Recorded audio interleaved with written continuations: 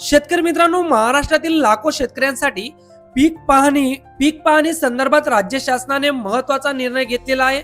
आता पारंपरिक ई पीक पाहणी ऐवजी केंद्र शासनाच्या डिजिटल क्रॉप सर्व्हे म्हणजे DCH-MH प्रणालीद्वारे संपूर्ण राज्यात पीक नोंदणी केली जाणार आहे. या नव्या प्रणालीमुळे पीक नोंद अधिक अचूक, पारदर्शक आणि डिजिटल स्वरूपात उपलब्ध होणार असून थेट फायदा पीक विमा, पीक कर्ज, विविध कृषी योजना तसेच फार्मर रजिस्ट्री आणि ॲग्रीस्टॅक सारख्या राष्ट्रीय डिजिटल उपक्रमात होणार आहे. शासनाचा हा निर्णय खरीप हंगाम 2026 पासून लागू करण्यात आलेला आहे. शेतकरी मित्रांनो, पीक पाहणी 2026 ही महाराष्ट्र शासनाने केंद्र शासनाच्या म्हणजेच DCH-MH प्रणालीशी सुसंगत केलेली नवीन पीक नोंदणी प्रक्रिया आहे. यामध्ये प्रत्येक शेतीतील पिकांची माहिती मोबाईल ॲपद्वारे प्रत्यक्ष शेतात जाऊन नोंदवली जाईल.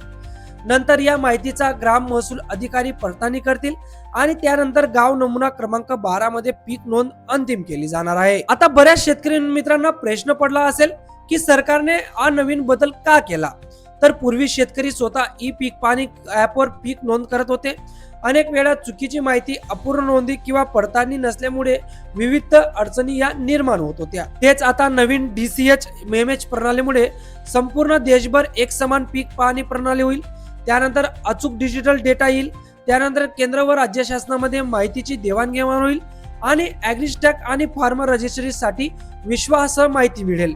त्यानंतर शासकीय योजनांचा पारदर्शक लाभ देखील शेतकऱ्यांना दिला जाणार आहे. आता शेतकरी मित्रांनो, हा जो सुधारित DCH-MH ऍप हा नेमकं काय काम करणार आहे, तर हे जे ऍप अधिकृत केंद्र सरकारचं असून यामध्ये पिकाचे नाव, पीक क्षेत्र, सिंचनाचा प्रकार, पाण्याचा स्रोत, शेतीतील झाडे, कायम पडीत जमीन, शेतीतील सुविधा, जिओ टॅग फोटो, लॅटिट्यूड आणि लॉंगिट्यूड यांसारखी सर्व डिटेल्स तुम्हाला या ऍपच्या माध्यमातून मिळवता येणार आहे. आता शेतकरी मित्रांनो, तुम्हालाही जरी प्रश्न पडला असेल की पूर्वी शेतकरी स्वतः पीक पाहणीची नोंद करत होता, तर आता हे जे सहाय्यक असणार आहे, तर नेमकं कोणते सहाय्यक तुमची ई पीक पाहणी करतील, तर याच्यामध्ये कोतवाल असू शकतो, ग्राम रोजगार सेवक असू शकतो, आशा सेविका असू शकते, त्यानंतर MSA RLM कर्मचारी असू शकतात, CHC चालक असू शकतात, इतर मानवधनावरील कर्मचारी असू शकतात किंवा आवश्यकता असल्यास माय भारत स्वयंसेवक देखील या मोहिमेमध्ये उतरतील. प्रत्येक 1000 ते 1500 मालक प्लॉट साठी किमान एक सहाय्यकाची नियुक्ती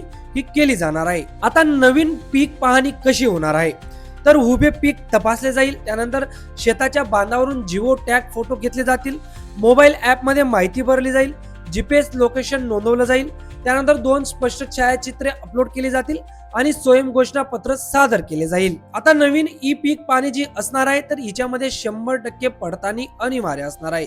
पूर्वी काय व्हायचं, शेतकरी ई पीक पाहणी करायचे परंतु ती कुठे पडताळणी व्हायची तर कुठे व्हायची नाही. त्यामुळे बऱ्याच गोष्टी या चुकीच्या घडल्या. त्यामुळे आता 100% पडताळणी हे अनिवार्य करण्यात आलेलं आहे. यात काय होईल, तर नवीन पीक पाहणी प्रणालीतील सर्वात मोठा बदल म्हणजे प्रत्यक्ष पीक नोंदीची 100% पडताळणी केली जाणार आहे. यापूर्वी शेतकऱ्यांनी केलेली नोंद थेट गाव नमुना 12 वर जात होती, परंतु आता मात्र प्रथम पीक पाहणी सहाय्यक माहिती भरतील. त्यानंतर ग्राम महसूल अधिकारी प्रत्यक्ष ती पडताळणी करतील आणि पडताळणी पूर्ण झाल्यानंतर पीक नोंद अंतिम होईल. म्हणजे पूर्वी काय व्हायचं, शेतकरी जी पीक पाहणी करायचे तर ती पीक पाहणी डायरेक्ट तुमच्या गाव नमुना 12 वर लागत होती, परंतु आता तसं होणार नाही. सहाय्यक तुमची ही पीक पाहणी करून गेले, त्यानंतर ग्रामसेवक तुम्हाला येईल आणि ग्रामसेवक ती माहिती व्हेरीफाय करेल. ती माहिती जरी ॲक्युरेट असेल त्यानंतरच तुमचा 7/12 वर त्या पिकांचा उल्लेख होणार आहे. यामुळे चुकीची नोंदणी रोखण्यास खूप मोठी मदत होईल. जरी माहिती चुकीची आढळली तर ती नोंद जागेच रद्द केली जाईल. त्यानंतर संबंधित क्षेत्र पुन्हा सहाय्यकाकडे पाठवले जाईल आणि पुन्हा प्रत्यक्ष पाहणी करून नवीन नोंद ही केली जाणार आहे. शेतकरी मित्रांनो, यात शेतकऱ्यांना दुरुस्तीची संधी देखील दिली जाणार आहे.